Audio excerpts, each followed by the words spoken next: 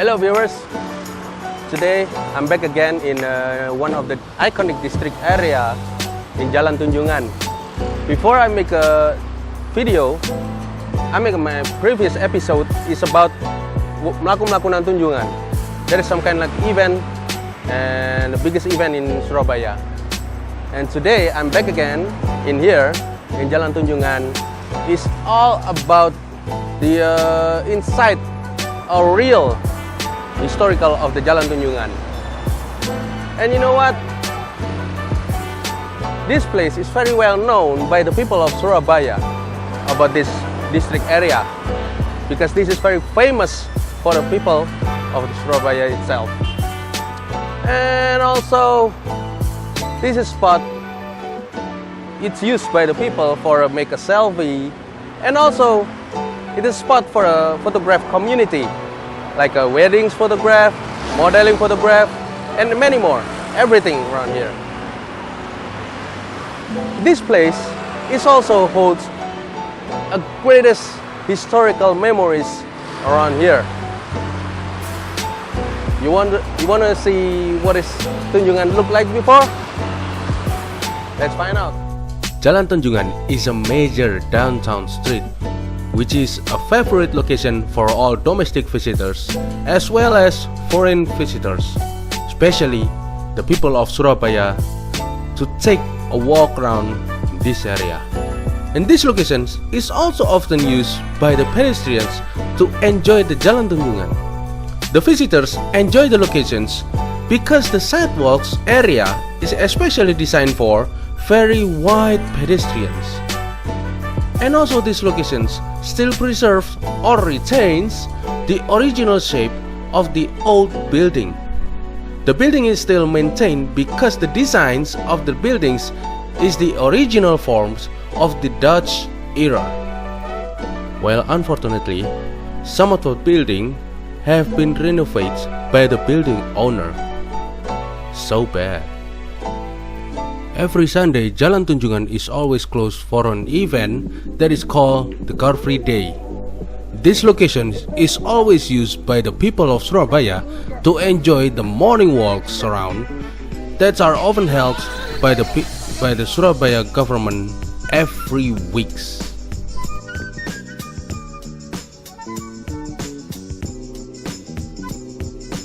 Jalan Tunjungan indeed has a lot of great history on this area, and this road was the first main road used the tram rail transportation system in 1889.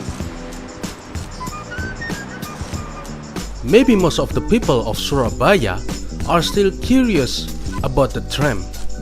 Does Surabaya ever have a tram? Yes, of course. Surabaya has indeed had a tram, and the tram line does indeed pass through the Tunjungan area. Tram in Surabaya began in second half of the 19th century.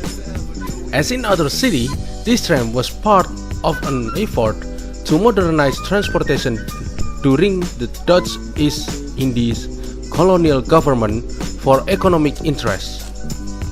Armed with permissions in 1886, Ooster Java Stoom Tram Much Shapich, aka OJS, became its management company.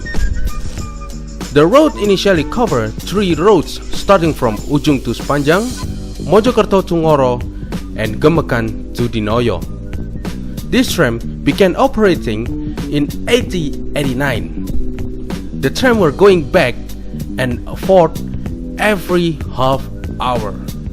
As the city develops, OGS continued to add lanes, especially within the city.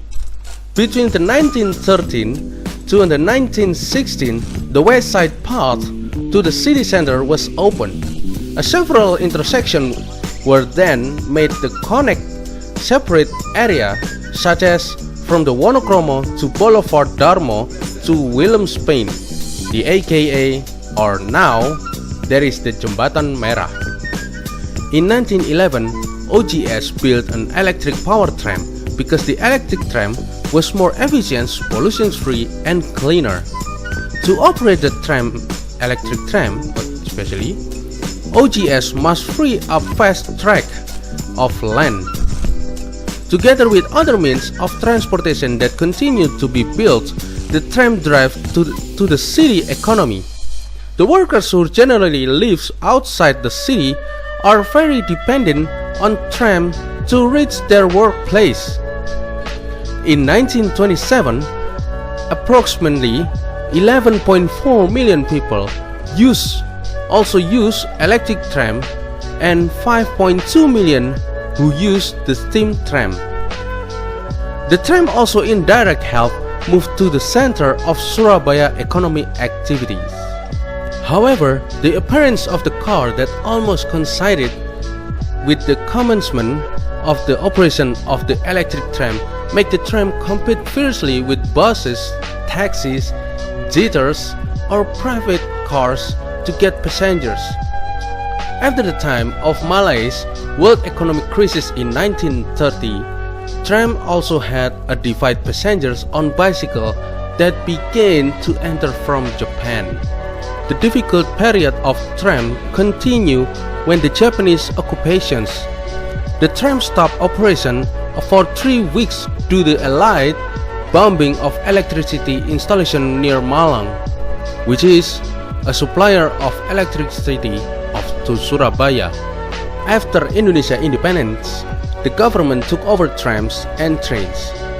The railroad department, which run it, divides passenger based on ticket price.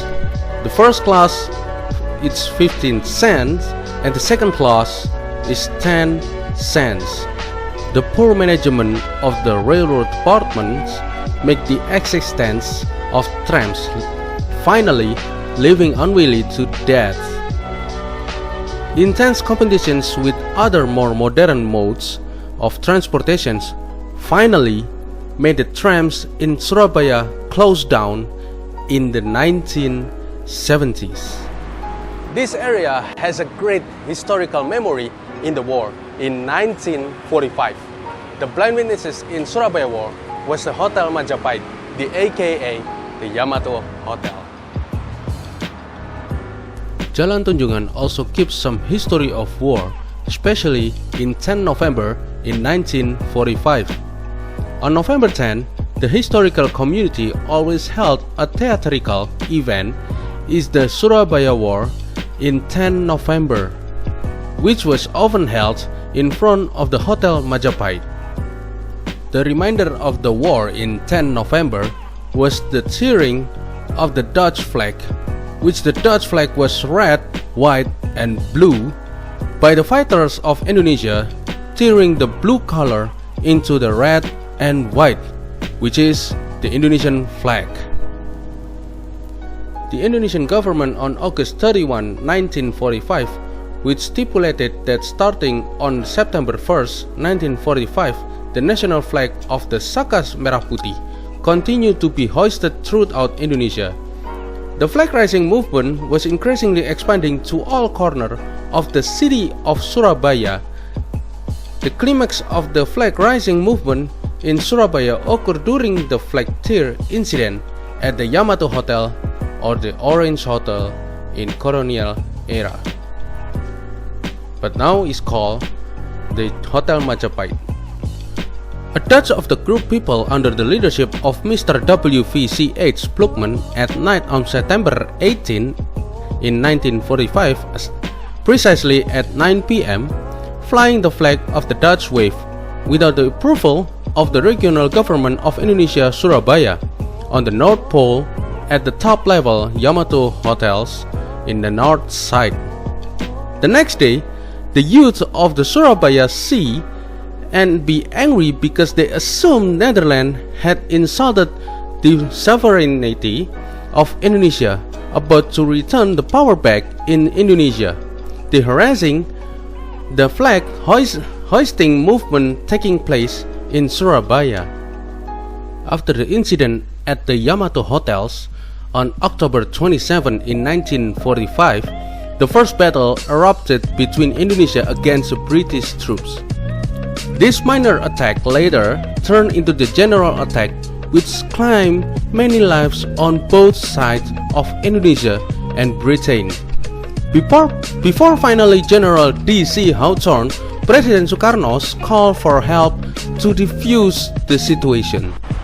Well, that's all the information about the Keliling Kota today, and I hope it can be the one of alternative walk around in this city. And oh yeah, don't forget to click the subscribe on this channel and also click the bell to following our informations on the next walk around in this city. So, see you then. Ciao. Thank you for joining on this channel. Hopefully it will be useful for all of you, and we apologize if there's any mistake in the narrative informations. This channel is created for informations on tourist attractions and also the history itself.